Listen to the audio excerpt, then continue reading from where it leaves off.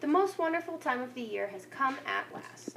Thanksgiving and Christmas are just around the corner, and with both of these major holidays come a lot of holiday get-togethers. Now, if you want to bring something that's truly unique and guaranteed to impress your friends and family, try a rainbow cake. It may not be as beautiful homemade as something you might find on Pinterest or Instagram, but that's okay. In this video, I'm going to show you how to make one quickly at home. And while it's not going to be the most spectacular rainbow cake you've ever seen, it's going to be pretty cool nonetheless. So give it a try. Here's how.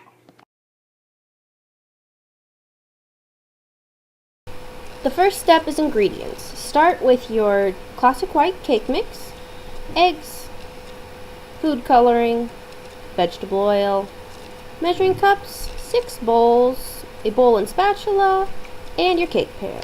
My assistants for this cake making venture are going to be Taylor, and I'm sure Loki will pop in every now and then. The first step to any cake making process is preheat your oven. We're going to go with 350, and by the time we're ready to put it in, it should be all preheated.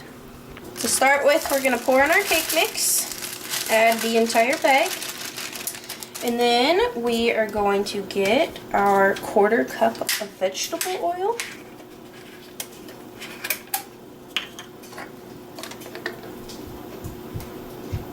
Add that in there.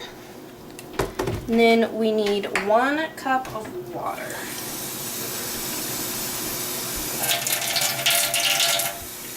And this is a boxed recipe, so just follow along with whatever the box is telling you. Since this is a white cake, we only want the egg whites. So Taylor is taking out the yolk to make sure that only egg whites are going to make it in our mix. Now that we have our egg whites completely free of yolk, Taylor is going to add the egg whites in and mix up our cake batter. Now that the batter has been made nice and smooth, Taylor is putting an equal amount of the batter into each of the 6 bowls. There are 6 of them, 1 for each color of the rainbow, because that's how we're going to make our individual layers. After he's poured in all the batter, we're going to start adding the food coloring and making our rainbow cake. Here comes the fun part, the coloring of the batter. So Taylor has started mixing the red one, and we've added a little bit of food coloring to each of the bowls just to kind of see what they're going to look like. And the trick is to make the colors as different as you can, but also making it obvious which color it is. So right now, our red is looking a little bit pink, so Taylor is adding in some more color. You'll probably have to do that to each one of them, but make it to your liking, as light or dark as you want. Now that we have all 6 of our colors prepared, we're going to start pouring it in the pan itself. So you want to start with the last color, so in this case purple. And Taylor's going to put it straight into the pan, right in the middle. And the trick is not to blend anything or try and spread out the batter. As you pour on each color, it's going to spread itself out, and it's going to make a really cool effect. We started our pouring with the purple on the bottom, added in the blue, onto green, yellow, orange, and then red. So now you can see that we have all the colors in the tub. It started at the bottom with the purple and worked its way up to red. And I know it looks a little bit funny, the colors aren't totally even, but once you put frosting on it, you're not really going to know the difference. And besides, it's when you cut it that the rainbow really shows.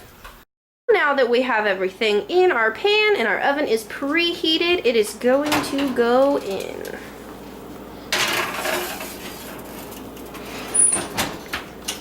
And I have my fancy watch set for 23 minutes, so we will check it once the timer goes off and see how it looks. And now, we wait.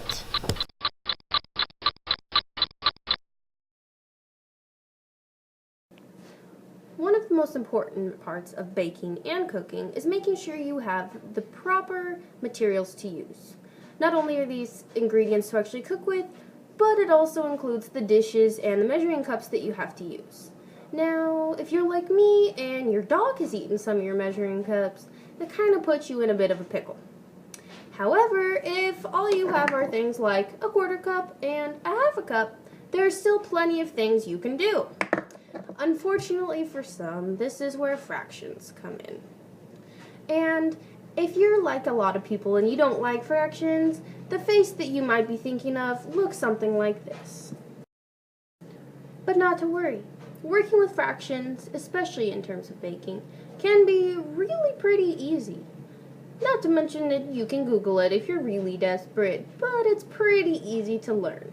Here are a few simple ones to get started. Say you need a cup of something, but all you have is the quarter measuring cup. That's alright. All you have to do is use your quarter cup 4 times. So you have 1/4, 1/4, 2/4, 3/4, 4/4, which will give you 1 cup. 4/4 is the same as 1, and that'll give you 1 full cup. That's easy enough, right? Well, the same is true if you have a half a cup. 1 half and 2 halves. That gives you 1 full cup. See, fractions can be pretty easy. Now, for argument's sake, let's say that, sadness of all you have in your kitchen is a quarter cup. That is still totally okay. Say you need to make a half with your quarter cup. All you have to do is use it twice. 1/4 plus 1/4 gives you 2/4. 2/4 is the same as 1/2. Now, you might say, hold on a second. What happens if I have 1/3 of a cup and I need a half a cup? Well, truth be told, that gets a little more difficult, and most people don't like doing that. So in that case, I suggest you either buy new measuring cups or you check it out on Google. Our timer has gone off and we are taking the cake out of the oven. Now comes one of the most important parts, the frosting. We chose Hershey's Cookies and Cream frosting, but you can pick anything that you want. Our cake has been frosted and is looking delicious. When you cut it open, you get this lovely rainbow inside, and that is our rainbow cake. And there you have it. Some tasty looking rainbow cake.